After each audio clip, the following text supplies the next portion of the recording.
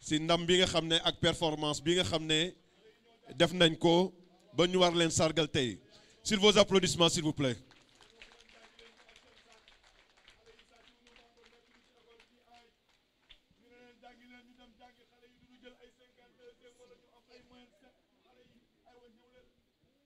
Voilà, ñu tàccu leen bu baax a baax a baax. Bravo, bravo. Ah, go li jar naa jàng école ba ñu sargal comme ñi nga xam ne tey ñoom la ñuy waaj a sargal. Aujourd'hui, nous allons fêter et honorer les meilleurs élèves du département de Rufisque, de l'académie, de toutes les 3e réunies. ñoom la ñu bëgg a sargal tey. looloo tax ma bëggoon comme on est dans une cérémonie officielle en présence de monsieur le gouverneur qui a d'ailleurs des contraintes dafa war a libérer wu d'un moment à l'autre et ensuite il laissera la présidence de la cérémonie à son jeune frère, son frère et ami monsieur le sous-préfet de Rufisque Est. Mais je voudrais d'abord balaa ñuy tàmbali ma yéeg ci kaw xool imam le président des délégués de quartier mi nga xam ne moo ñu dalal tey qui est en même temps imam mu ubbi mbir mi ci ay ñaan. dañ koy ubbee lu baax te ñaan mooy garabu nit yàlla sax boo ko ñaanul daf lay mere nag ñu jàng nekk jàng faatixa ayatul kursiyu lixlaas fallaxi ak naasa tëj ko saatul fàtti.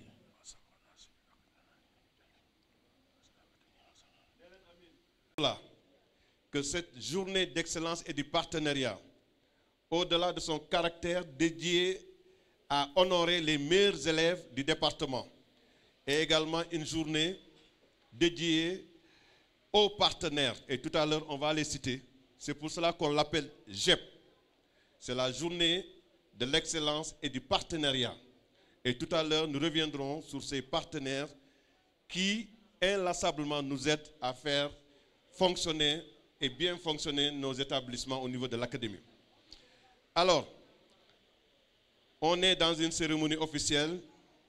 Le gouverneur est là, le préfet est là, les maires du département sont là, mais également le parrain est là, la marraine est également présente. Ma bëggoon ñu tàcc leen bu baax a baax d'avoir fait ce sacrifice et de venir honorer nos élèves. Sous le weesoo, nous allons observer 1 minute de citoyenneté. Te su ma ko commencé damay ñaan ñii di waaj a yéeg lu ñuy def ñu gaaw parce que hymne national bi la ñuy waaj a tàmbali. Te hymne national suñ koy yëkkati wala di ko woy dafa laaj solennité wala respect. Donc damay ñaan ñii di joxe documents yi rek suñu dalloo ñun tamit ñu mën a commencer wax leen chronogramme bi nu muy bindoo.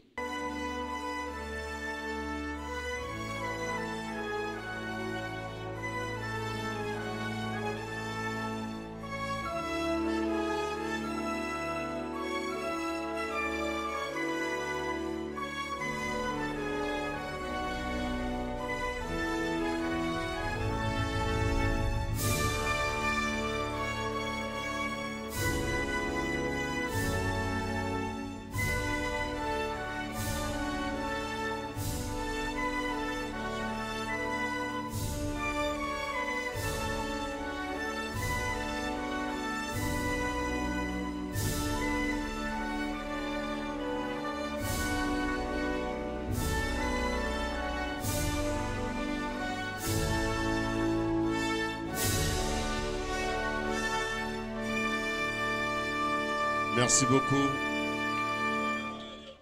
La région de Dakar. Monsieur le préfet du département de Rufisque.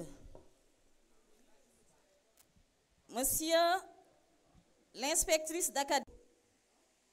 Donc, Madame l'inspectrice d'académie de Dakar. Messieurs les maires. Mesdames, Messieurs les maires de la ville de Rufisque. Monsieur le représentant, l'inspecteur Gaye, représentant Madame l'inspectrice d'éducation et de la formation de Rufisque Commune,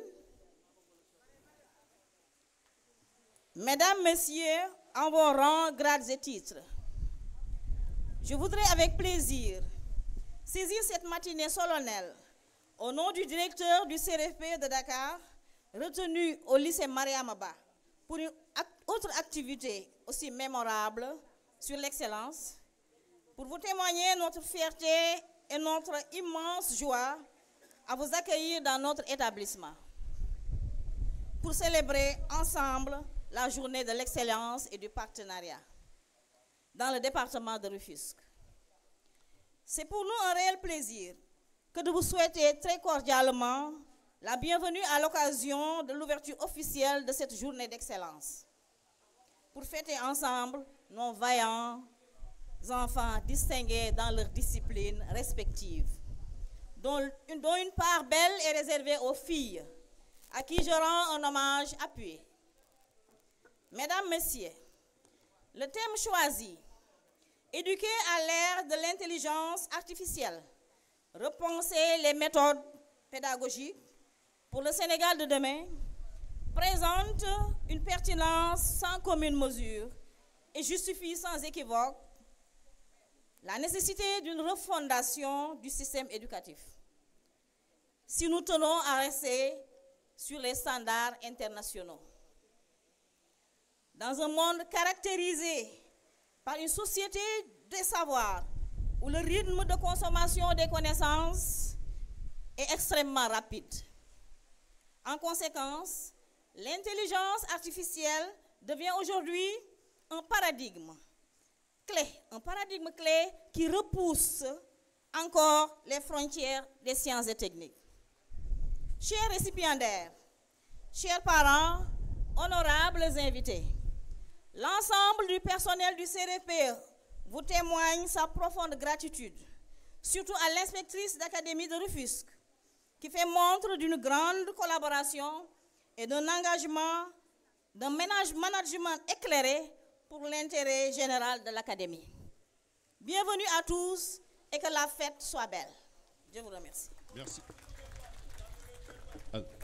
Merci beaucoup. Gouverneur, Monsieur le maire de Bargny, parrain de cette édition de la Journée de l'excellence et du partenariat. Mesdames et messieurs les maires, Madame la marraine, Monsieur le directeur de l'enseignement moyen secondaire général, Madame l'inspectrice d'académie de Rufisque, Mesdames et messieurs, tout protocole distingué, chers partenaires de l'Académie de Rufisque, chers camarades, je vous adresse mes salutations les plus chaleureuses. C'est avec une immense fierté que je prends la parole aujourd'hui au nom de tous mes camarades. Moi, Rakinyai, élève en classe de seconde SA au collège franco-arabe d'Ararama, me sens profondément honorée de prendre la parole devant cette auguste assemblée en cette journée consacrée à l'excellence, à l'effort, au mérite, mais surtout à l'avenir de l'école sénégalaise. Le thème qui nous réunit aujourd'hui, éduquer à l'ère de l'intelligence artificielle, repenser les méthodes pédagogiques pour le Sénégal de demain, est aussi ambitieux qu'essentiel. Il nous pousse à réfléchir à ce que doit devenir notre école dans un monde qui change à une vitesse incroyable. Aujourd'hui, l'intelligence artificielle s'invite partout, dans nos téléphones, nos maisons, les voitures. Et pourtant, elle peine encore à entrer dans les salles de classe. Nos méthodes pédagogiques restent souvent figées alors que le monde, lui, évolue. On attend de nous créativité, esprit critique, capacité d'adaptation. Pourtant, trop souvent, on nous évalue davantage sur la mémorisation que sur la compréhension, sur l'obéissance plutôt que sur la réflexion critique, sur le mimétisme plus que sur l'inventivité. Face à cette nouvelle ère, nous ressentons à la fois de l'espoir et de l'inquiétude. L'espoir, car l'IA peut nous offrir des ressources, des apprentissages personnalisés, des outils innovants. Certains d'entre nous ont découvert ChatGPT, des stimulateurs interactifs, des vidéos intelligentes, et cela nous parle. Mais l'inquiétude est bien réelle aussi. Serons-nous remplacés par des machines? Nos efforts ont-ils encore du sens si une IA peut faire nos devoirs? Allons-nous être formés à l'usage de ces outils ou resterons-nous simples spectateurs d'un monde qui avance sans nous? Nous, élèves, ne voulons pas être exclus de cette révolution. Voici ce que nous proposons. Former et outiller les élèves et enseignants à une utilisation critique, éthique et intelligente de l'IA. Intégrer l'IA progressivement dans les cours comme un outil d'appui, mais jamais comme substitut de l'enseignant. Encourager les projets interdisciplinaires où l'IA stimule la créativité, la coopération et l'analyse. Créer des espaces de dialogue entre élèves, enseignants, chercheurs et décideurs pour penser l'école du futur.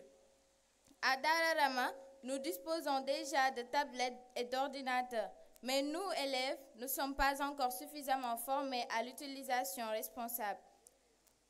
Nous espérons bénéficier d'une formation effective et continue pour une intégration réussie du numérique dans nos apprentissages. Dans d'autres établissements de notre académie, les équipements numériques sont en déficit ou dans un état de délabrement lié à la non-utilisation régulière. Nous appelons à une mise à niveau de tous les établissements pour garantir plus d'équité et d'inclusion, sans oublier les autres réalités auxquelles nos établissements continuent encore à faire face. Effectifs pléthoriques, déficit de salles de classe et de matériel pédagogique, insécurité des lieux d'apprentissage. Nous lançons un appel fort. Investissons dans l'équipement numérique de nos établissements et veillons à une bonne formation des élèves à leur utilisation responsable. Car le numérique et l'IA constituent les socles des compétences du monde contemporain. Toutefois, nous ne voulons pas d'une école où la machine efface l'humain. Nous voulons une école humaine et humaniste enrichie par la technologie mais guidée par les valeurs, la solidarité, le respect, l'effort, l'engagement, etc. À vous, chers décideurs, chers enseignants, chers parents, nous lançons un appel sincère. Marchez à nos côtés. Tenez-nous la main dans cette aventure vers le Sénégal de demain. Donnez-nous les moyens d'apprendre, les outils pour comprendre et surtout la confiance pour innover. Madame l'inspectrice d'académie, vous êtes pour nous un exemple d'inclusion, d'écoute et de vision. Votre engagement inspire. Grâce à vous, nous croyons en une révolution éducative audacieuse, capable de faire grandir notre pays dans la dignité, la science et les valeurs. Merci à tous et vive l'école sénégalaise tournée vers l'avenir. Merci. Voilà, nous t'accueillons à Rakinyaï. C'est Wadjour, il n'y a pas de problème, le parrain et la marraine.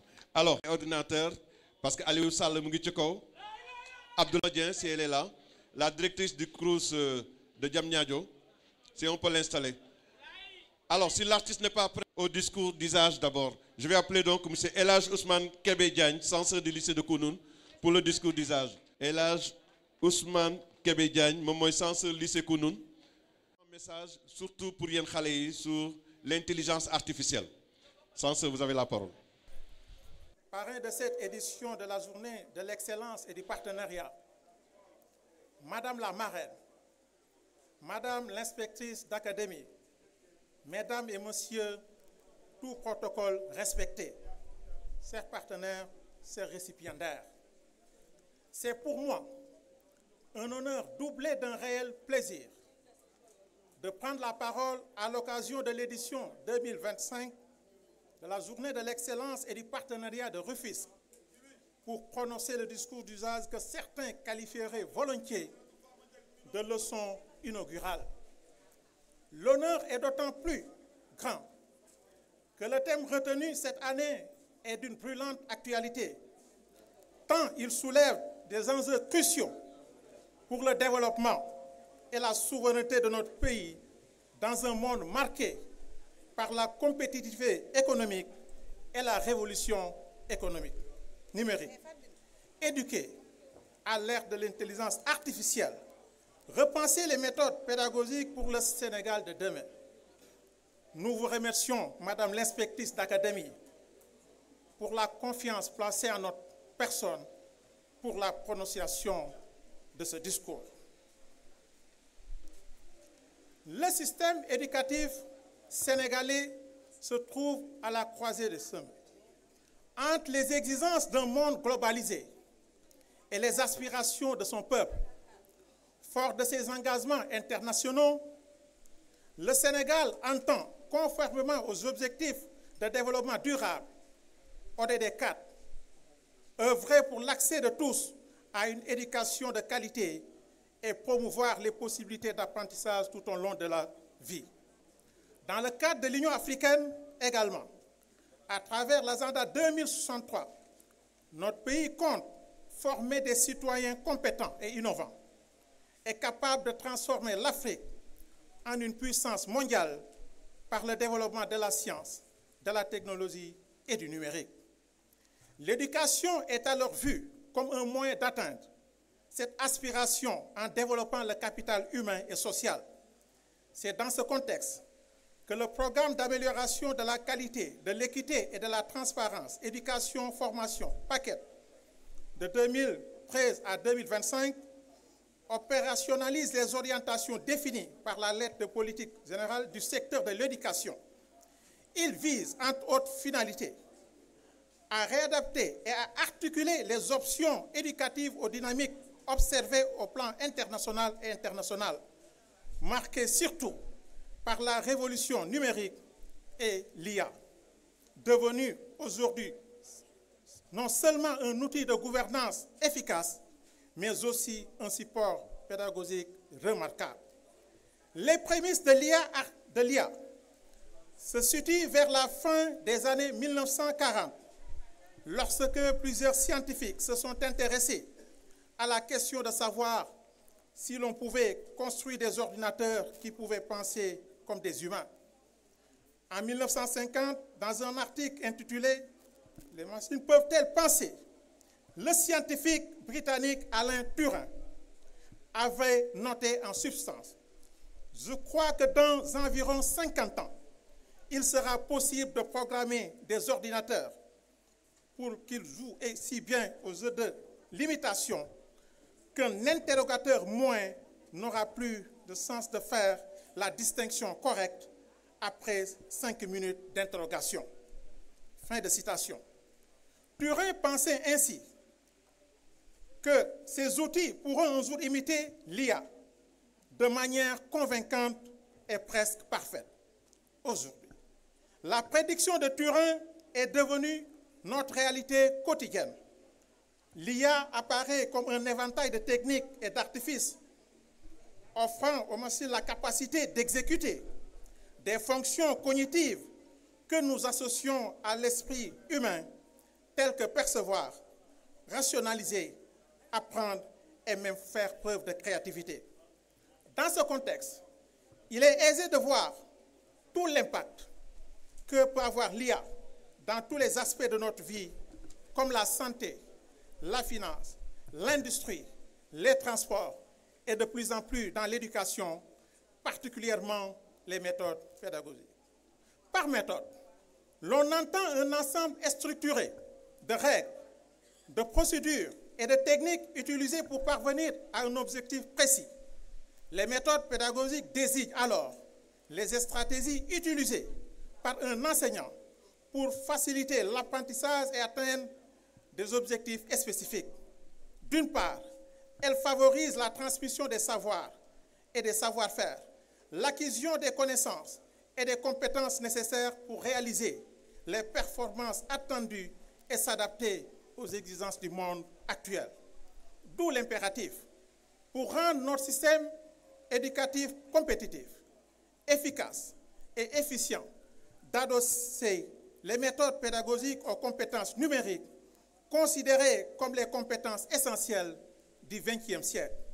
Et à ce niveau, l'IA devient incontournable dans les systèmes éducatifs, d'où la pertinence du thème de mon adresse, éduquer à l'heure de l'IA, de l'intelligence artificielle, repenser les méthodes pédagogiques pour le Sénégal de demain. Pour appréhender ce thème, Notre problématique s'articule autour de 3 questions essentielles. Quelles opportunités l'IA offre-t-elle pour inventer de nouvelles pratiques pédagogiques? Quels risques l'IA fait-elle peser sur les modèles pédagogiques traditionnels? Quels sont les enjeux éducatifs, éthiques et sociaux de l'IA dans le contexte sénégalais? Ces questions vont constituer la charpente de mon discours à l'occasion de cette journée de l'excellence et du partenariat. Nous abordons la première partie, les opportunités de l'IA pour l'appropriation de nouvelles pratiques pédagogiques. L'irruption de l'IA dans notre vie nous a toutes et tous imposé de nouveaux comportements, de mode de vie. L'IA est aujourd'hui au cœur de l'action humaine et dans tous les domaines de la vie. L'école ne peut guère se soustraire à cette tendance, car tout système éducatif efficace est appelé à s'adapter à la révolution de son époque ou à la subir. Sous ce rapport, l'IA va faire irruption, qu'on le veuille ou non, dans nos salles de classe et entraîner une refonte considérable de nos paradigmes éducatifs. En effet, s'ils ne souhaitent pas être dépassés par certains de leurs élèves, les enseignants vont devoir se réadapter face à cette irrésistible révolution numérique en vue de repenser leurs méthodes pédagogiques. Cette mutation salutaire requiert une réflexion approfondie sur la finalité même de l'éducation dans un monde où l'information est devenue très accessible.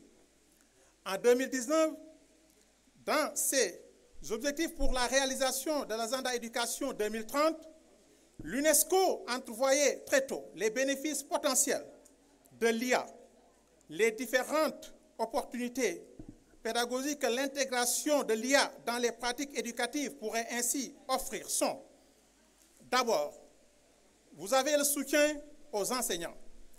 L'IA constitue un outil essentiel pour soutenir les enseignants dans leurs pratiques pédagogiques quotidiennes. Elle peut automatiser des activités répétitives, mais également la formation continue et le développement personnel des enseignants. L'IA peut jouer un rôle déterminant dans la formation et le développement personnel des enseignants. Des programmes de formation continue intelligents utilisent des systèmes d'apprentissage adaptatifs pour répondre aux besoins spécifiques de tout enseignant. Des outils comme des simulateurs ou des plateformes de tutorat personnalisées aident les enseignants à acquérir de nouvelles techniques pédagogiques. Mais il y a aussi l'innovation pédagogique. Elle est souvent associée à l'intégration du numérique dans l'enseignement avec des outils tels que e-learning, les classes inversées ou l'utilisation des plateformes en ligne. E-learning est un enseignement à distance avec des contenus numériques comme les PDF, les vidéos, etc. La classe inversée est un espace où les élèves étudient les cours à la maison, effectuent leurs devoirs en classe. Cela favorise évidemment l'interaction. Un feedback détaillé identifiant précisément les points de progression. Toutefois, l'intégration adéquate de l'IA dans nos méthodes pédagogiques requiert un équilibre délicat entre l'exploitation de ses potentialités et la préservation de l'essence humaine de l'apprentissage. Les enseignants sont ainsi appelés à assumer le rôle crucial de professionnels, orchestrant une symphonie harmonieuse entre la technologie et l'humain. Leur mission se dote d'une nouvelle dimension, celle de susciter auprès de leurs élèves un esprit critique acéré, permettant d'exploiter les potentialités de l'IA. Cette dernière est un levier de l'armer et de l'éclairer. Grâce à l'IA, l'enseignant peut différencier ses méthodes, à nous approprier cette révolution numérique qui s'impose à nous. L'irruption fulgurante de l'intelligence artificielle bouleverse sur l'essence même de l'enseignement et son devenir dans un monde où l'IA s'immisce.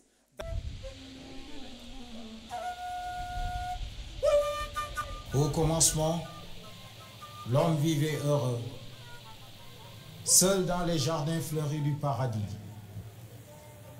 Rien que jouissance euphorique, ni contrainte ni fardeau, un désir, un geste aussitôt servi. Flemmard comme prince, il pavoisait. Oh, béatitude éternelle, solitude sempiternelle. Et Dieu créa la femme. Celle-ci inventa haine et amour, devint puissance et faiblesse. Scrutant la belle créature, l'homme perdit de sa superbe, sentit des sensations fortes. Depuis, il connut des fortunes diverses. Oubliant le pacte divin, il cueillit le fruit interdit, fit plaisir à sa conquérante. Sacrilège, s'ensuivit l'expiation. Alors, il porta l'étard du monde. Malheur aux émules, les prisons se remplirent. Gabelle tua sans pitié son frère, prit possession de sa femme, ainsi prit origine le crime. Samson tomba sous le charme. Dalila le livra aux ennemis. Paris enleva la belle Hélène. Toute la Grèce s'en offusqua. Troie fut réduite en cendres. Femme, je régule la marche du monde. J'ai bâti des empires, sauvé des trônes, offert mon sang et ma chair, relevé le flambeau de... Et bonne continuation. Mané, wali wi dafa tok. Machallah tabarakallah yalla yalla laf ciat. Gouverneur, gouverner, liggéey Ndakaaru, Ndakaaru rafet, leer nga toog ak kan? Adjoint bu Ndeye Binta Thiam qui est en train de faire un bon travail à Rufisque, nga toog ak kan? Wali wi mooy kan? Allahu akbar, Allahu akbar. Alioune Pouye ku la woo nga wuyu ko. Ana mu laa dama bëgg a woy enseignant yi ndaxte enseignant yi kenn du ñoom. jërëjëf moo tax. Alors, maintenant, mesdames, mesdemoiselles, messieurs. rek président Macky Sall bi. Jibi sama waa ji sama camarade de parti Alioune Sall rek président Macky Sall. Monsieur le préfet, monsieur le maire de Bargny, parrain de cette journée de l'excellence, madame, messieurs les maires, madame la marraine, madame l'inspectrice d'académie, mesdames, messieurs, chers partenaires, chers enseignants, chers récipiendaires, chers élèves, je suis profondément honoré de me trouver aujourd'hui parmi vous pour la célébration de la journée de l'excellence et du partenariat. Je vous apporte le salut des plus hautes autorités de ce pays qui apprécient à sa juste mesure la solennité de ce jour et toute la symbolique qui y est attachée. Des événements de ce genre participent à façonner notre destin commun par la construction de référentiels partagés, porteurs de performance et de progrès. Si l'école est un espace de socialisation et de reproduction du modèle social, d'adaptation et de refondation de notre destin commun, eu égard aux nouveaux défis de développement durable et d'ancrage dans nos valeurs morales, sociales et civiques, corrélées avec une mondialisation agressive, porteuse d'opportunités, d'avancées scientifiques, technologiques et économiques, mais aussi des valeurs décadentes et de conflits sociaux et politiques. L'école de la République devient alors un rempart solide pour perpétuer les valeurs fondatrices des sociétés humaines porteuses de grandes civilisations. Aujourd'hui, nous célébrons les réalisations exceptionnelles de nos élèves, de nos enseignants et de nos partenaires qui ont contribué à l'essor de l'éducation de notre pays. L'agenda Sénégal 2050 vise à transformer le système éducatif national pour le rendre plus compétitif et adapté aux besoins du marché du travail. Et les principaux objectifs sont investir dans l'éducation et la formation pour libérer le potentiel des Sénégalais, former des citoyens compétents et adaptés aux besoins du marché du travail. Et enfin, promouvoir une éducation de qualité et inclusive pour tous. L'agenda prévoit une approche globale pour améliorer l'éducation nationale en mettant l'accent sur la formation et le développement des compétences pour préparer les jeunes à réussir dans un monde en constante évolution. La cérémonie de ce jour consacre les efforts fournis par tous les échelons de la gouvernance scolaire sous la houlette de l'inspectrice d'académie confrontée à de nombreux défis qui ont trait aux infrastructures, au nombre insuffisant d'enseignants parmi tant d'autres. Dans ce contexte, pour atteindre et rester dans l'excellence que l'Académie fête aujourd'hui, l'excellence en présence de toute la communauté éducative, des autorités administratives, des élus, des partenaires, pour rendre notre système éducatif compétitif, efficace et efficient, d'adosser les méthodes pédagogiques aux compétences numériques, considérées comme les compétences essentielles du XXIe siècle. C'est sans doute la raison pour laquelle cette édition est placée sous le thème stratégique suivant, je cite, « Éduquer à l'ère de l'intelligence artificielle, repenser des méthodes pédagogiques pour le Sénégal de demain ». Ce thème est particulièrement pertinent. L'intelligence artificielle transforme nos vies et nos sociétés. Et il est essentiel que notre système éducatif s'adapte pour préparer nos jeunes à ces défis et opportunités. Je pense que le discours d'usage est revenu largement donc, sur ces potentialités qu'offre l'intelligence artificielle. Donc, pour clore mon propos, je vais profiter de cette bonne occasion donc, pour féliciter déjà Madame l'inspectrice d'académie donc, pour les efforts consentis et tout le travail abattu donc, pour la réussite de cette journée de l'excellence en compagnie de toute son équipe. Je voudrais également féliciter et remercier nos partenaires donc, pour leur engagement donc, auprès du système éducatif donc, et leur accompagnement donc, pour la réussite aujourd'hui de cette journée dédiée à l'excellence et au partenariat. Je voudrais également féliciter nos récipiendaires, globalement nos élèves, donc pour leur persévérance donc dans le secteur de l'éducation. Aujourd'hui, elles sont là, de braves dames. On a parlé de Miss Mathématiques et Miss Sciences, et nous voyons que des dames, des filles. Ça, c'est une fierté pour le Sénégal, et nous les encourageons à poursuivre dans cette lancée en compagnie de leurs enseignants, de l'inspection d'académie et également des parents d'élèves. En tout cas, je remercie tout le monde de votre présence à cette cérémonie. Donc, c'était les quelques mots que j'ai voulu placer. Je vous remercie de votre attention. Merci beaucoup. Voilà, pour vous dire merci d'être venu et vraiment d'avoir honoré, de par votre présence, cette cérémonie. Dina ko jox kàddu su kanamee nee nañu góor baax na jigéen baax na.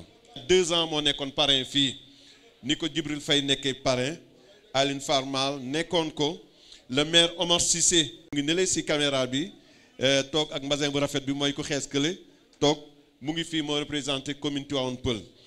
Bargny teew na parce que monsieur le maire mi toog tey moom mooy le maire de la commune de Bargny yàlla dogal également moom mooy parrain. Monsieur le maire Aliou Sall, il est venu très tôt, moom ak l'inspecteur d'académie, monsieur Sy. Hein? waa kay ñoom ñoo yore collège Amadou et Koumba Kopak ma leen ti seedal ne li fi nekk yëpp comme matériel également tente beeg caméra beeg sono bi yëpp moom moo ko mettre gracieusement à la disposition du comité d'organisation.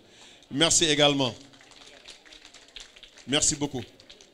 Alors nekk citoyen français fii la woon 1880 noire sénégalaise à être entrée à la Sorbonne. Président de Nder en Action, conseil municipal, conseil départemental. maa ngi jéggalu su fekkee ne baat bi dafa xaw a diis tey.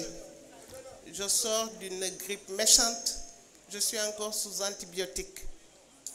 Bante mënuma woon bañ a ñëw honorer notre département, honorer l'espoir du pays, de toute une nation. Oui, les garçons et les filles qui sont aujourd'hui lauréats de ce concours dont on entendra encore parler, j'espère, pendant très longtemps, et qui est couronné chaque année par une fête de l'excellence. Mesdames et messieurs, monsieur le gouverneur de la région de Dakar, monsieur le maire, monsieur le préfet du département de Rufisque, monsieur le préfet de ma chère commune, la section Est de Rufisque, mes hommages, parce que foofu laa dëkk, monsieur le maire de Bargny, cher parrain de l'édition de la journée de l'excellence et du partenariat, mesdames et messieurs les maires ici présents ou représentés, madame la marraine herself, monsieur le directeur de l'enseignement moyen secondaire général, madame l'inspectrice de l'académie, mesdames et messieurs, tout protocole respecté, chers partenaires de l'Académie de Rufisque, chers camarades, je vous salue. Je vous adresse mes félicitations et mes salutations les plus chaleureuses. Je dois d'abord partager avec nos chers invités ici présentes pour leur goût des sciences, des mathématiques et du savoir en particulier. Je m'adresse surtout à elles aujourd'hui. Mes enfants, mes petits-enfants, je vous adresse mon chaleureux bonjour. Je dois partager aujourd'hui avec vous tous, ici présents, l'émotion et le plaisir qui furent les miens lorsqu'il m'a été proposé l'honneur d'accompagner la journée d'excellence du département de Rufisque, destinée à honorer les Miss Math, Miss Science de notre belle ville et du département. Ces pensées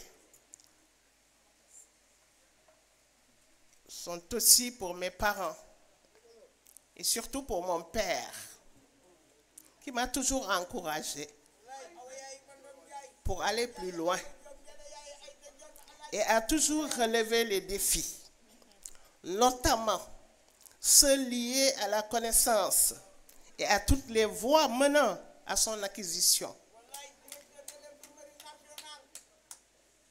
En ce début de vacances scolaires, mes pensées vont aussi à ma mère, qui, sachant mon goût immodéré pour la lecture, n'a jamais hésité à forcer un peu le cours de mes phases de repos pour que je prenne pendant les grandes vacances les multiples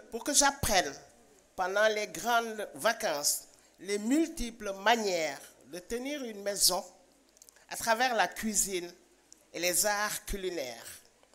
Je lui suis infiniment reconnaissante.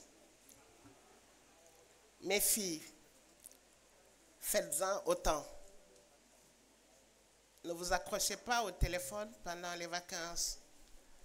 Continuez l'apprentissage dans la maison. Je vous assure que vous me remercierez un jour. Chers invités, mesdames et messieurs, je fais partie d'une génération prise en étau entre les 68 arts, la guerre froide, les ajustements structurels et que sais-je encore.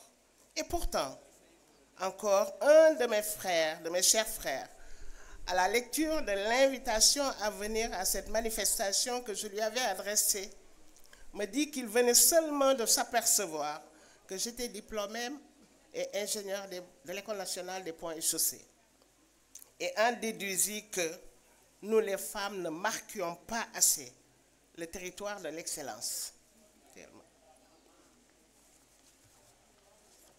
Ne marquions pas plus souvent le territoire de l'excellence dans les domaines d'avenir que sont les problématiques scientifiques. Comme si, selon lui, ce domaine était réservé aux hommes. Cet ami a sans doute raison. Cette modestie de ma part a peut-être empêché certaines jeunes filles de me vivre comme un exemple à suivre. Avec d'autres femmes scientifiques de notre pays, je vous encourage à relever ce défi et à explorer les trésors offerts par les grandes aventures scientifiques qui nous permettent d'appréhender tout ce qui fait la beauté de notre univers. Soyez les Amazones du savoir, chères filles. Mes chères jeunes filles, le Sénégal a d'énormes défis à relever pour la jeune génération du genre féminin notamment. Les filles des collèges et lycées ont dans leur majorité le plein potentiel pour suivre les séries scientifiques. Il est important, à travers des politiques mises en œuvre, d'encourager les filles à croire en leurs capacités, sachant qu'il n'y a aucune limite à ce qu'elles puissent, aucune limite qu'elles ne peuvent accomplir. Il est essentiel de briser les stéréotypes et les barrières qui peuvent parfois les freiner, car chaque fille mérite d'avoir accès à une éducation scientifique. Les statistiques du ministère de l'Éducation nationale et de l'enseignement supérieur montrent un faible taux de représentativité des filles dans les filières scientifiques, avec 30% seulement des filles qui fréquentent les séries scientifiques contre 70%. Peut-être même que vous pouvez en faire le constat. Jusqu'en terminale, les filles sont très représentatives, mais après le cycle universitaire, on voit une baisse qui inverse complètement la tendance. Je pense que nous toutes, en tout cas les femmes, savons pourquoi, et les hommes qui sont aussi très alertes à la situation savent aussi pourquoi. Une faible représentativité qui n'a rien à voir avec leur niveau et leur capacité intellectuelle, parce que les facteurs et pesanteurs socioculturels, comme les travaux domestiques, les mariages et les grossesses précoces, sont souvent évoqués comme freins à leur maintien pour poursuivre des études, surtout en sciences. Le but de ce concours est de promouvoir la réussite des filles dans les filières scientifiques. Il offre aux jeunes filles l'opportunité de développer leurs compétences, de renforcer leur confiance en elles et de se projeter dans des carrières scientifiques et technologiques. Il convient à présent de demeurer sur cette voie pour continuer à casser les codes et inverser ces néfastes tendances. En effet, dans le supérieur, les statistiques montrent que les filles font moins de 30% et les chercheurs ES, madame, les femmes chercheurs ne représentent que 25%. C'est dans ce but que je lance un message à la communauté éducative, y compris les parents, pour qu'ensemble, nous favorisions l'accès aux matières scientifiques aux jeunes filles et les poussions à se lancer dans la recherche, notamment à l'ère de l'intelligence artificielle, où votre sensibilité, chères jeunes filles, sera d'une grande importance. Les problématiques de développement appellent à ce que vous embrassiez les matières scientifiques. Et je suis fière d'avoir été de ces femmes qui ont suivi ces filières scientifiques. Je vous adresse mes encouragements les plus affectueux, comme si vous étiez mes propres filles. Je suis fière de vous. Croyez en vous. Sky is the limit. À ceux qui ont porté leur choix sur moi, je vous dis merci. Je fais un clin d'œil à Grand Sadio Kandao. J'encourage ma petite sœur Fabintou et M. Badian et Madame l'inspectrice académique. Sans oublier M. Issangom. Continuons cette œuvre à l'endroit de nos jeunes filles. Les espaces de liberté sont toujours à conquérir. Sachez pour finir que l'instruction est le premier pas vers la liberté. Je vous remercie. Merci beaucoup. Merci.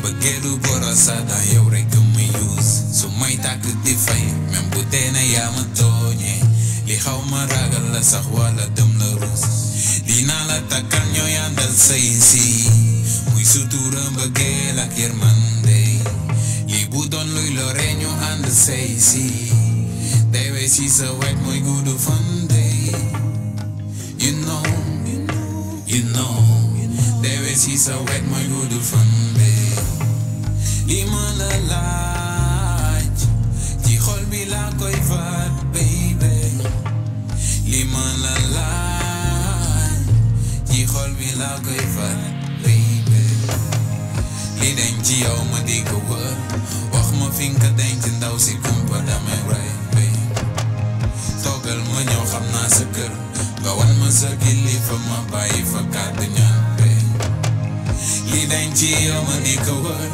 wax ma fi nga denc ndaw si kumpa damay raay toogal ma ñëw xam naa sa kër nga wan ma sa kilifa ma bàyyi fa kàddu ñaan buru kilo wala villa oto wan ma kim la wara may ma wax ka li ma jaaral buru kilo wala villa oto wan ma kim la wara may ma wax ka li ma jaaral demu ma tàggu sanu ndar lu jeeg bi xonk li jantiw ma maa ngi jeeg bu jar sampala pere fere mooy say rey feesal na biir bi wutal leen ñu tur dugeel ak far du mbëggeelu coono fi xol bi lañ la dampe ñu def ba xamante bur yàlla lañ koy sante waxal ma pay jarul ñu ci waxtaan ndax ñaa ko juboo sax man damay jël pour kilo wala bi la oto wan ma kim la wara may ma wax ka li ma jaaral pour kilo wala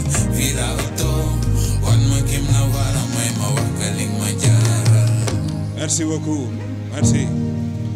Merci monsieur le maire ñu ngi lay remercier ci sa taxawaay ci dëkk bu ak ci département bi ñu ngi lay remercier bu baax merci beaucoup.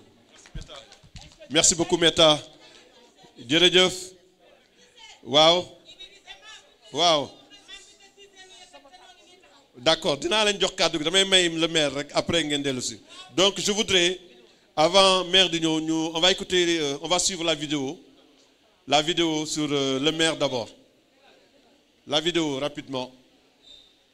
Alors je rappelle qu'il y avait un concours sur l'environnement et le cadre de vie lu bees la c'est comme PGL bii ñuy waaj a jox Mame Fama concours boobu lycée Ousmane Sow bu Diamniadio moo ko remporté te tout à l'heure dañ leen jox seen prix également ñu tàccu leen.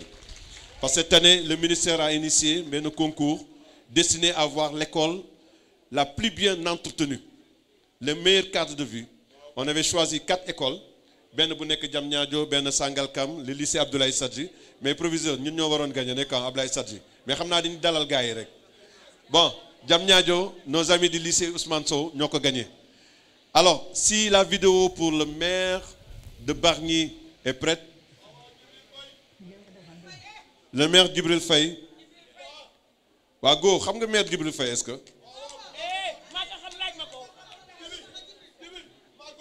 Xam nga ko? Non, xamoo ah. Waaw. Djibi nee naa la Bargny.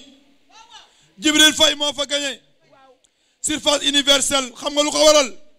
Mbaax gën riis bëgg askanam di leen jàppale social buntu këram day fees dal nit ñi di leen dépasse yi kookoy Djibril Faye.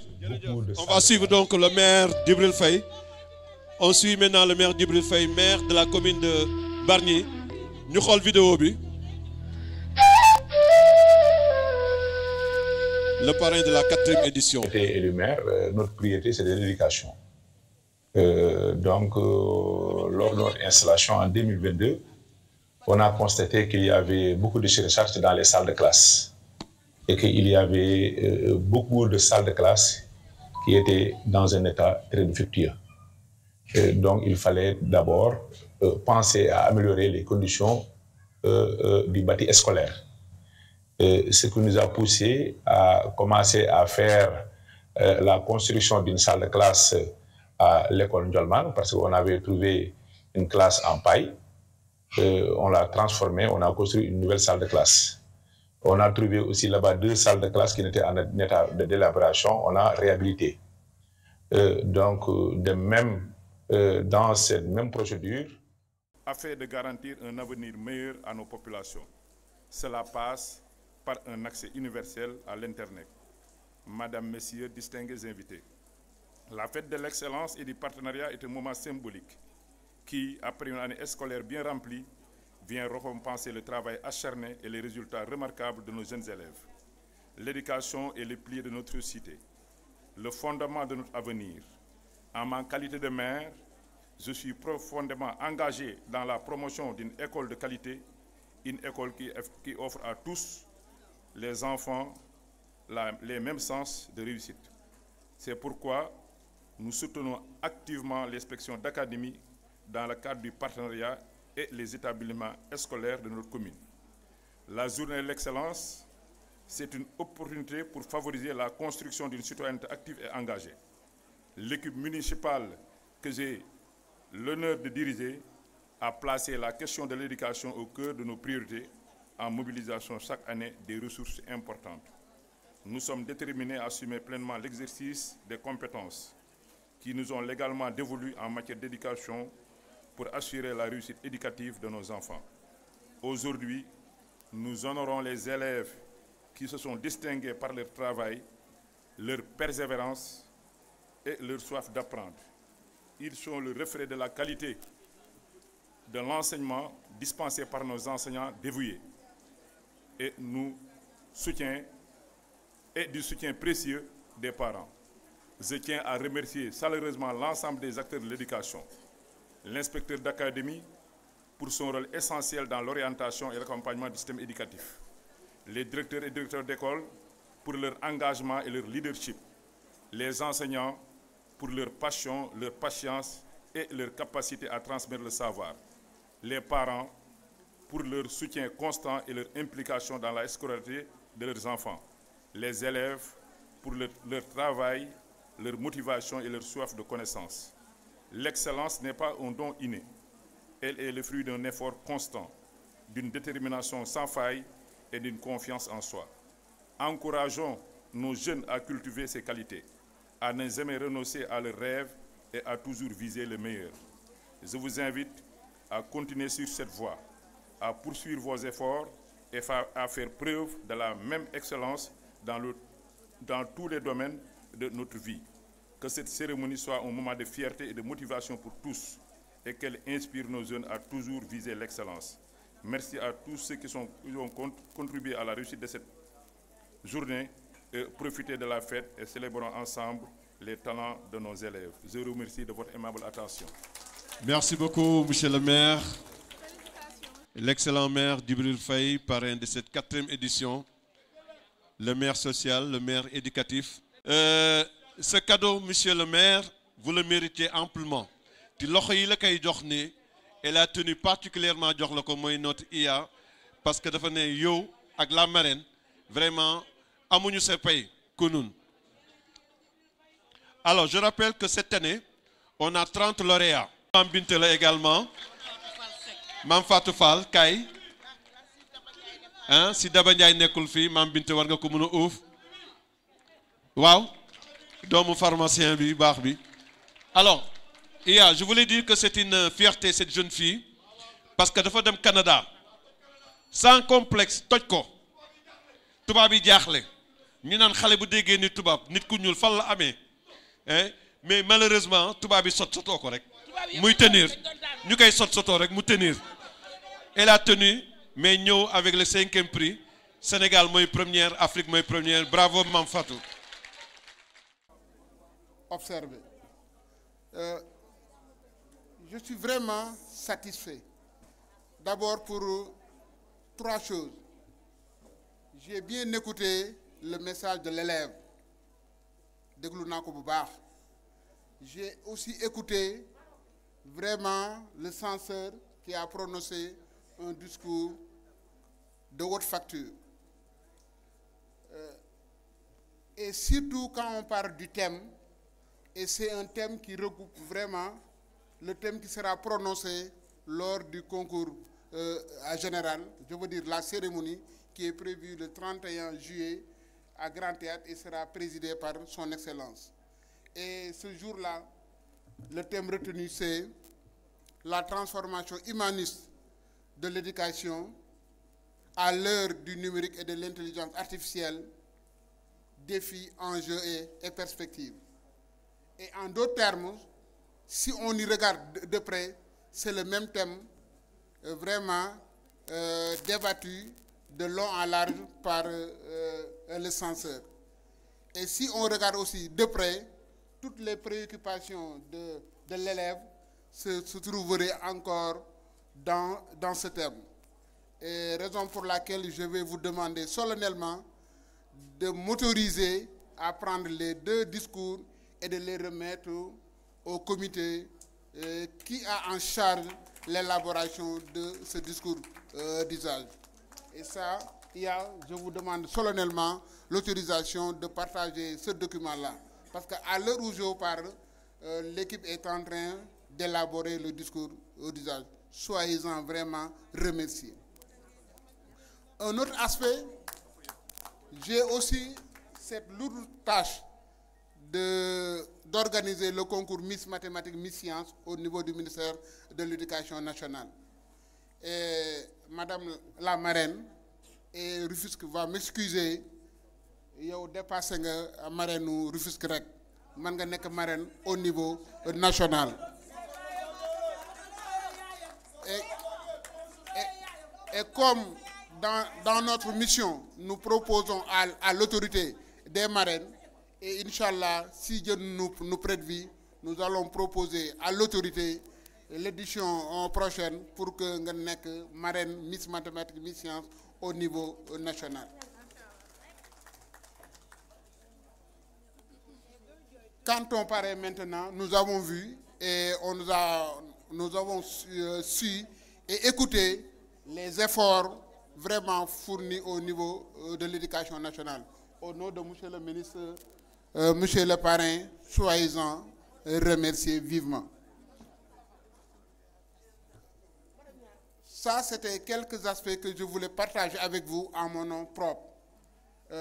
Maintenant, par rapport au message de monsieur le ministre, je ne vais pas revenir sur le protocole, mais tout simplement dire que je me tiens devant vous aujourd'hui avec honneur et fierté pour transmettre le message de monsieur le ministre de l'Éducation nationale à l'occasion de cette journée d'excellence organisée par l'inspection d'académie de Rufisque. Célébrer l'excellence, c'est honorer le mérite. saluer l'effort et magnifier le travail accompli. C'est aussi une manière de rappeler avec force et conviction que notre école reste au cœur de la transformation de notre société, comme l'a souligné le ministre de l'Éducation nationale. Cette journée est l'expression vivante de notre ambition commune, faire l'école sénégalaise une école d'excellence, d'équité et d'inclusion. Une école qui forme des citoyens accomplis, des esprits critiques, des innovateurs, des bâtisseurs de la nation. Les résultats que nous célébrons aujourd'hui sont le fruit de l'engagement des élèves, du dévouement des enseignants, du soutien des familles et de l'accompagnement des autorités administratives, territoriales et locales. Il illustre la vitalité de l'Académie de Rufisque, sa capacité à hisser ses apprenants vers les sommets de la réussite. Je voudrais, au nom de M. le ministre, féliciter chaleureusement tous les lauréats de cette édition, ainsi que leurs enseignants et encadreurs. Vous êtes des modèles pour vos camarades, des raisons d'espérer pour toute la nation. Je saisis également cette occasion pour encore encourager celles et ceux qui n'ont pas été distingués cette année. L'excellence, ce n'est pas une fin, c'est un chemin. Continuez à travailler, à persévérer, à chaque effort fourni par porter ses fruits. Je tiens également à saluer la remarquable initiative qui est le concours Suñu École Suñu Yitte. Vous me permettrez un peu de m'appesantir sur ce concept. C'était une innovation et remercier très sincèrement mes collaborateurs qui n'ont ménagé aucun effort pour vraiment mettre en œuvre ce concours. Et avant-hier, j'en parlais à M. le ministre, et la recommandation faite, c'est que DMG, il faut bien communiquer sur ce concept. C'est ça un acte qui met en œuvre le NITE. Le NITE, c'est cette nouvelle initiative pour la transformation humaniste de l'éducation. Et le NITE est un aspect, l'environnement scolaire est un aspect extrêmement important dans la mise en œuvre du NITE. Inspecteur Lo, soyez-en remerciés et tous nos collaborateurs. Et je disais que Suñu École Sama Yitte valorise la créativité des élèves, l'engagement des communautés scolaires pour l'amélioration des cadres de vie. Ce concours contribue à renforcer le sentiment d'appartenance, de responsabilité des apprenants vis-à-vis de leur école. Ils méritent d'être soutenus, promus et pérennisés dans toutes les académies du pays. Pour ce concours, il n'y a pas de perdants, il n'y a que des vainqueurs.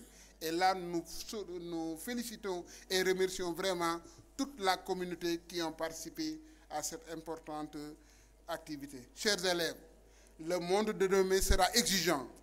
Il vous demandera créativité, rigueur, solidarité et responsabilité. Ne cessez jamais d'apprendre, de vous former, de vous améliorer, car l'excellence n'est pas seulement académique, elle est aussi éthique, citoyenne et humaine. Je termine en renouvelant au nom de M. le ministre l'engagement de l'État à soutenir toutes les initiatives visant à promouvoir la qualité, l'équité et la performance dans notre système éducatif. Le ministère de l'Éducation nationale restera à vos côtés, je veux dire à toutes les académies, pour que chaque élève, je dis bien chaque élève du Sénégal, ait les mêmes chances de réussir.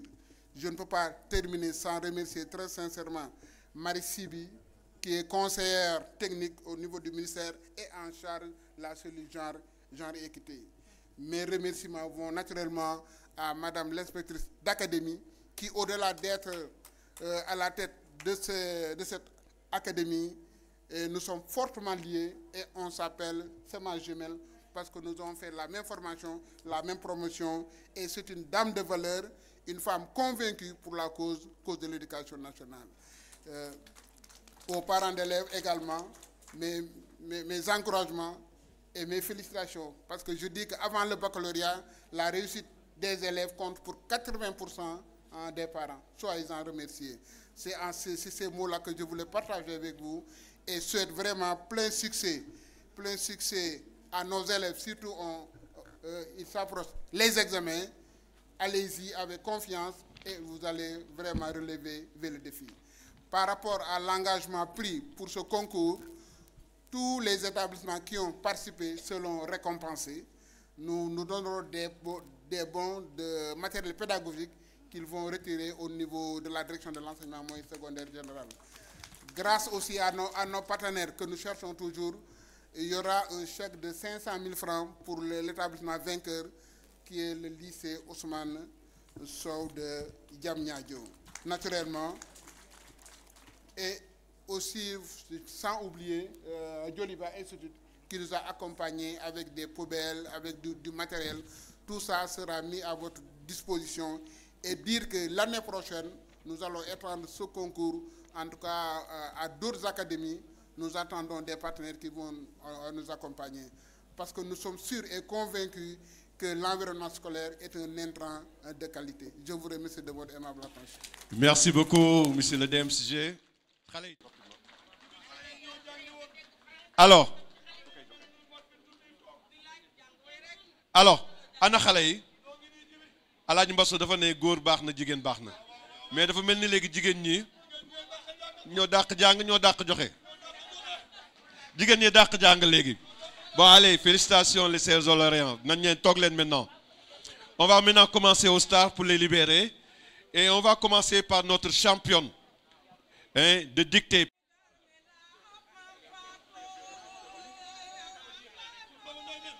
Alors, parmi les récompenses, et c'est important, yaayam laa koy sas nag tablette la yore bàyyi ko mu foo ba doyal su demee am na tablette am na ordinateur am na matériel pédagogique am na ci biir machine à calculer am na cahier. Ousseynou Gaye secrétaire général de l'IEF de Rufisque commune mu ngi taxaw su wetam. Mam Fama on te souhaite bonnes vacances. Tablette bi bu ko maman jël nag demal yéegal ci kaw. Voilà, Mam Binte Cissé mën nga bokk ci photo bi parce que merci Didier musique bi mën na tuuti rek wala kora on enchaîne. Waaw. Mam Fatou Fall Seck docteur Amadou Seck ay sa baay docteur Amadou Seck docteur Alaaji Seck ay baayam docteur Alaaji Seck ku yaayam Fat Fall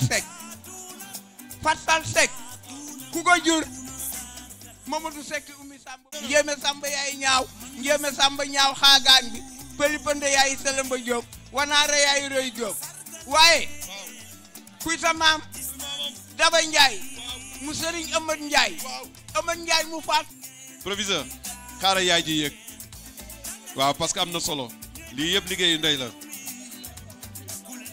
kan moo si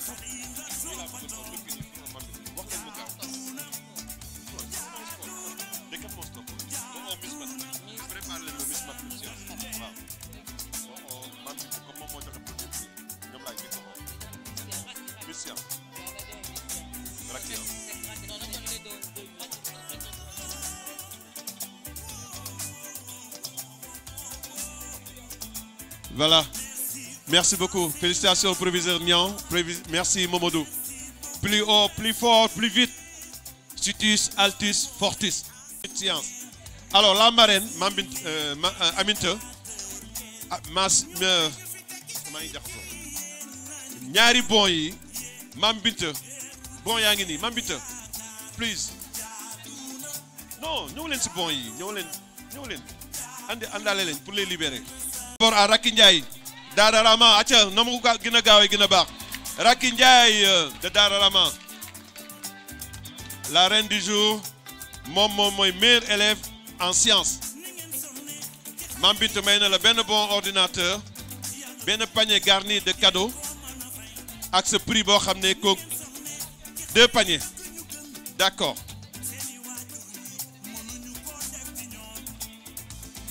Alors Racky Ndiaye félicitations ana waa Daara Rahma alors sama xarit inspecteur Sène kontaan na si yéen tamit nee na ngeen gën a góorgóorlu nag. Alors Daara Rahma c'est bien, tu as 2 paniers, un bon d'ordinateur et un cadeau offert et par la marraine et le comité d'organisation. Les bons sont là acca nu mu gën a gaawee rek. waaw waaw enseignants yi amu leen morom jërëjëf amu leen samedi amu leen dimanche amu leen mercredi condition yu metti ngeen di jàngale.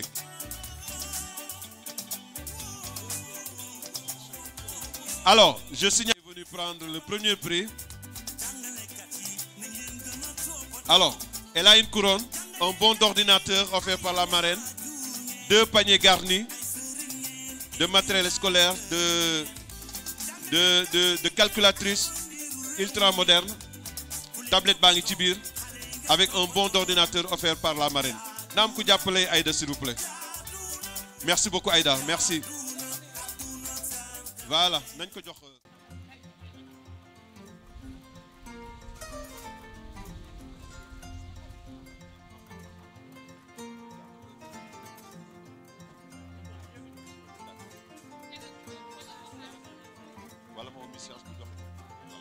Alors, je rappelle qu'également, il y a 2 paniers que les dauphines ont reçus, offerts aussi par la marraine. Aminta, lii ku jàngul mënu ko am de tablette bi, tablette moo nekk ci biir, matériel scolaire, jàngukaay boo xam ne Mame Binta moo ko jëndal. Le proviseur, excusez-moi. Professeur, d'accord. Dama la fa le proviseur.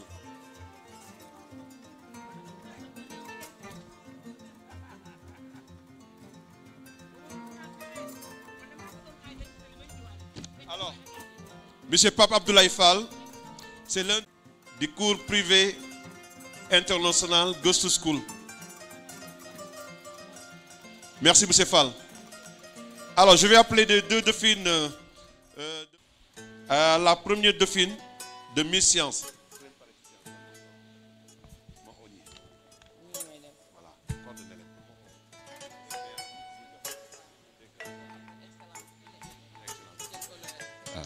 Soxna, félicitations et félicitations au lycée de Sébikotane. Félicitations à monsieur le maire. Waaw, monsieur le maire Aline Pouy. Yaru tey suba ba léegi mu ko jël foofu.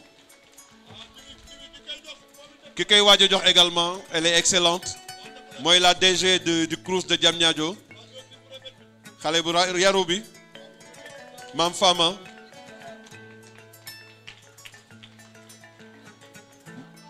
Alors, prix d'excellence. Prix d'excellence, Mam Fama. Oh, bravo. Yo, yaa fi waay yow yaa fi gën yaay Mohamed d'abord. Waaw. Waay suba ba léegi jigéen ñaa ngi ñuy sonal. Baba Ablaye Fall, merci. Ana le parent? Eh, c'est le fils de monsieur Kébé. C'est mon collègue lui. Ah, papa également, professeur de mathématiques là. Merci Mohamed. Bravo. Góor ñi tàccu leen. Ay Mohamed doo tàccu. Après jigéen ñi ñëw de day ñaaw de. Baax na. Baax na. Profitoo leen ngeen tàccu. Mohamed bravo. Merci monsieur Fall. Jërëjëf monsieur Kébé. Mohamed bravo. Teel cadeau yaa dàqale ñëpp. Go kay jàppale ko. Waay yow. Waay laay oo mais jigéen laa naroon oo mais iya kay jàppale ma Nabali. Inspecteur. Awa Diallo Dara Rahma qui revient. Nañu muñ de. Góor ñi. Nañ muñ laa leen mën a wax.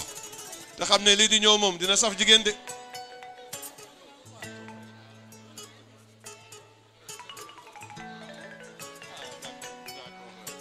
Ok. Bravo Awa. Na am ku ñëw téyel ko kat. Dara Rahma. Le maire de Sébikotane, l'excellent maire Aline Pouy, pour remettre le cadeau. Monsieur Pouy. Jógal joxe cadeau bi. Nañ muñ de. Góor ñi daal na ngeen muñ. Kii moom c'est un véritable partenaire de l'IA, monsieur Pouy. Comité bi nee nañu jërëjëf. L'IA en tête nee na merci. Vraiment. Le maire moom.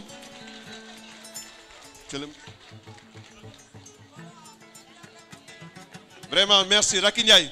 Yow tamit vraiment merci. Góor ñi na ngeen muñ de. Na ngeen muñ daal. Awa Diallo Dara Rahma. Monsieur Mohamed Badji, représentant du maire de Diamniadio. Moom kay nañ muñ rek laa mën a wax. Deuxième prime la, troisième prime Awa. Machallah, machallah Awa. Dararama qui revient.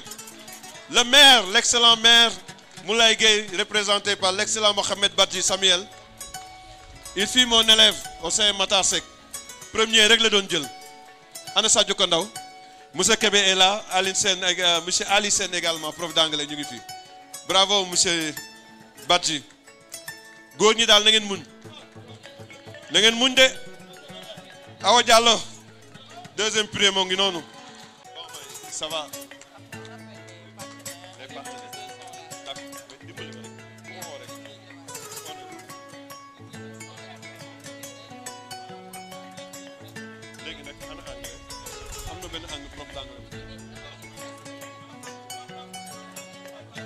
Alors, ça c'est les meilleurs prix sciences de la vie et de la terre, 4e.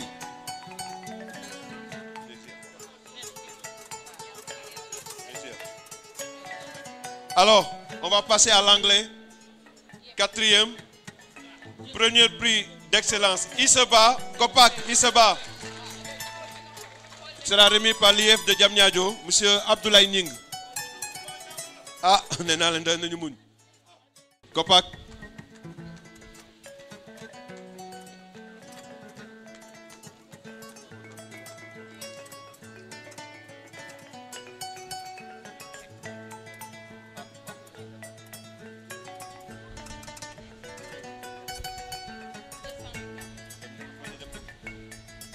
Voilà, Iseba, prix d'excellence anglais, 4e toujours. Nañ muñ daal.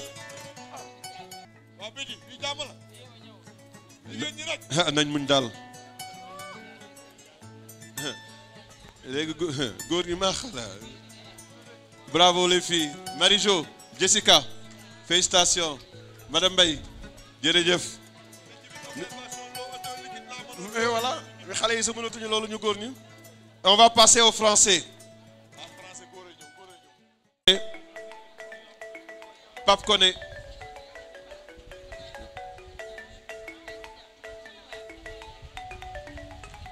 Français.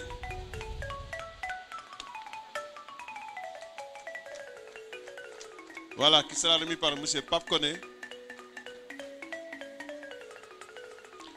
Français, M. Sadio Kondaw se prépare pour remettre son cadeau au meilleur élève de 4e.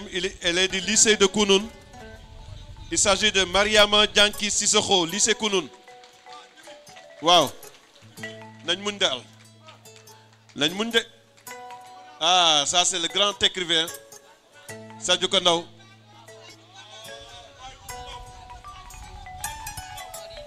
Baye Oumundaw.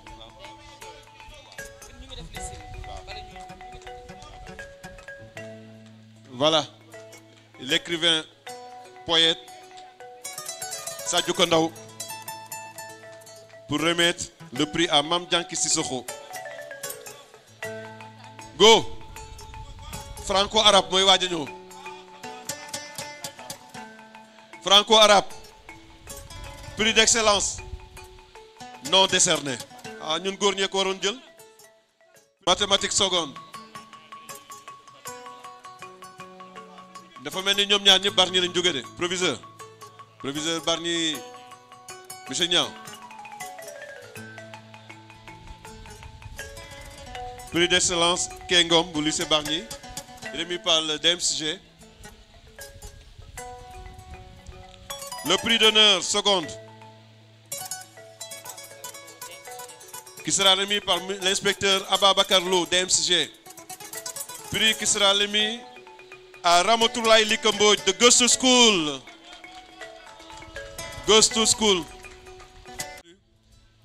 Et même le petit frère, Machallah, c'est le futur mathématicien de la famille lui.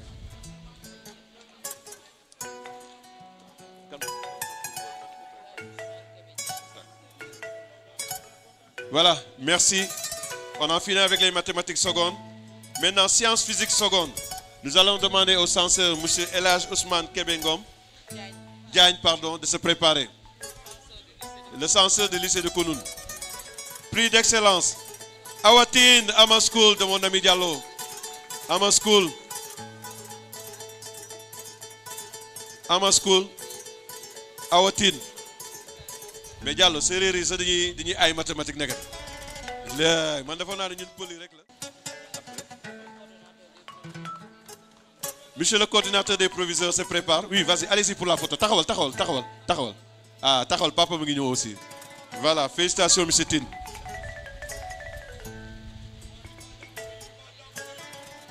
Waa go mën nga nooy tuuti góor a ngi ñëw. Xam nga Mohamed yi ñoo ñuy sagal. Kii di waaj a ñëw lycée Bambi.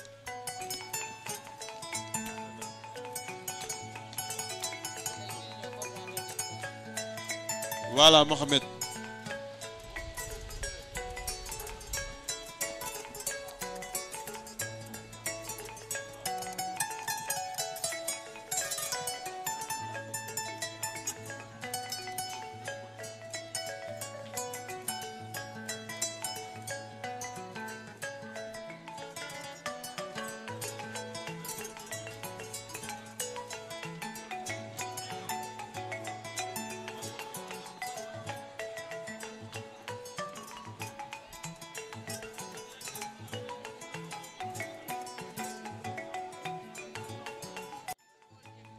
D'accord. Soxna si la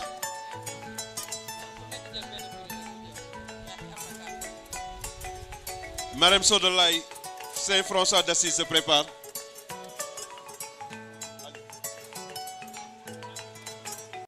En 2023 moom moo yoroon Miss Math et Miss Science également.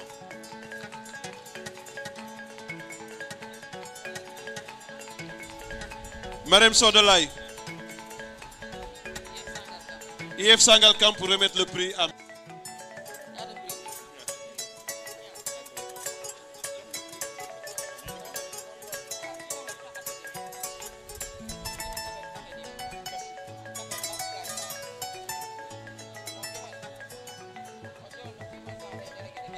On passe maintenant à l'anglais. Seconde. Ndeye Awa Dramé, prix d'excellence, Gëstu School.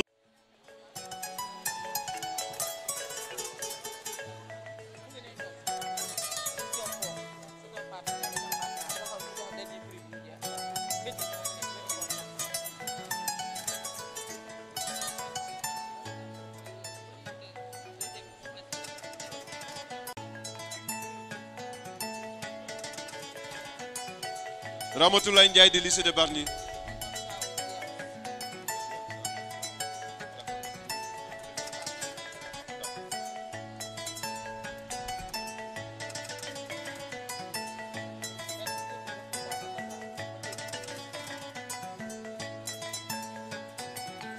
On termine avec l'anglais, place au français. Français. Prix d'honneur qui sera remis par Mohamed. Mohamed Bassir, lycée moderne. Ce qui wàcce. Mohamed xaaral ba ñuy wàcc voilà. L'inspectrice Thiané Basal.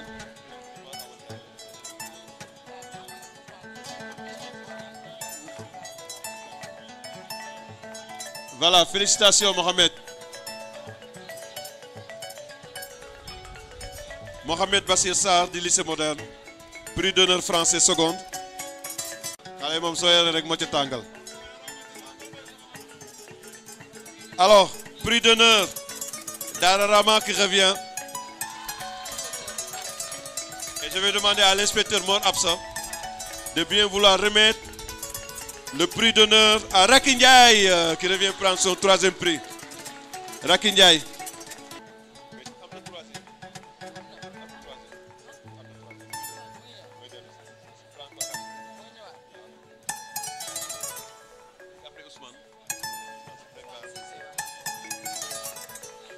Alors, après le français, on va terminer avec le franco-arabe. Non. Excellence Bilaye. Alors, franco. L'inspecteur Ousmane Sissé pour Darou Rama.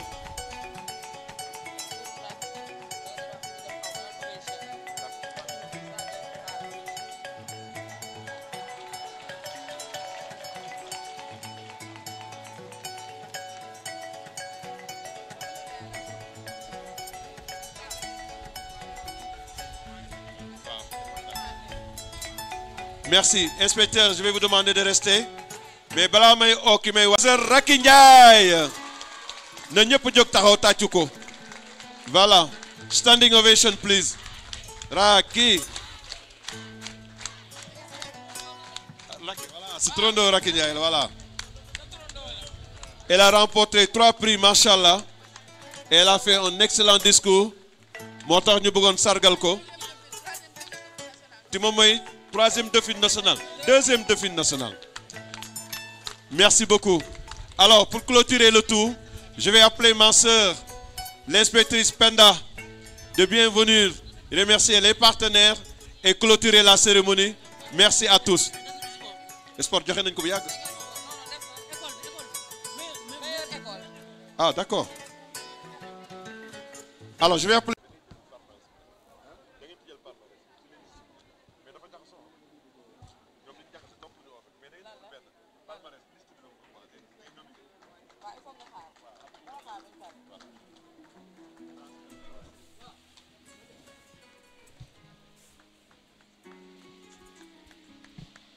Voilà, félicitations au lycée Ousmane Sow de Diamniadio pour avoir été le lycée le mieux entretenu. Et il faut continuer à être comme ça. Et je vais passer la parole à Madame Lia Fabintou pour remercier tout le monde, lever la séance également et se dire à l'année prochaine. May leen ma jege Penda parce que yow maa ngi yow xam naa dañuy waaj a tàggatoo bon comme dañuy waaj a retraite moom. On va passer le micro à l'inspectrice ma ñaan nag ngeen déglu Iya nag dem si déglu leen sama Iya mu clôturer remercier tout le monde Penda. Merci beaucoup MC Guissé. Donc bonjour mesdames et messieurs, monsieur le parrain, madame la marraine, mesdames et messieurs, monsieur le maire de Sébikotane. Vraiment, je suis très satisfaite de cette rencontre et également de votre participation à la concrétisation de cette activité. Merci à vous tous. Nous n'avons pas de mots pour ça. Merci à monsieur le maire de Bargny, à monsieur le maire de Sébikotane, à tous les maires du département qui ont contribué, aux inspecteurs de l'éducation et de la formation, aux enseignants, aux chefs d'établissement et surtout à nos chers élèves. Sans oublier bien sûr les autorités du niveau central, monsieur le directeur de l'enseignement moyen secondaire général, madame la conseillère technique chargée du genre et des syndicats.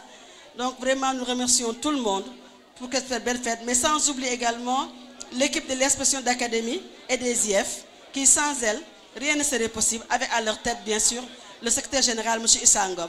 Merci à vous tous et très bonnes vacances pour nos élèves et souhaitez-nous également de réussir de bons résultats au niveau des examens. Merci à vous tous et bon retour chez vous. Merci. Merci beaucoup. Madame Penda Bawan, sunu Iya. Merci beaucoup, content. Merci, monsieur le maire Djibril Faye. Merci beaucoup, monsieur le directeur, représentant, ingénieur Boumagbi. Merci beaucoup. Merci beaucoup, monsieur le maire Aline Pouy. Merci beaucoup, monsieur le maire Aline Pouy. Merci beaucoup, monsieur le maire Abadji, représentant, monsieur le maire Moulay Gueye. Vraiment, cette fête est belle. Que nous sommes contents de nous. Viviane, Kholi Sadenu.